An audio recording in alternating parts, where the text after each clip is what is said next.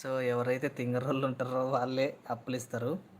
So, anyhow నా mobile number provide చేస్తాను. కొంతమంది అడుగుతున్నారు కాబట్టి 9353013744 ఇదేనా నంబరు?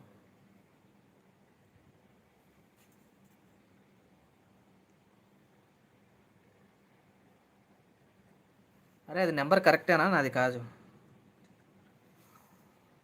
నేనే. అవునవును.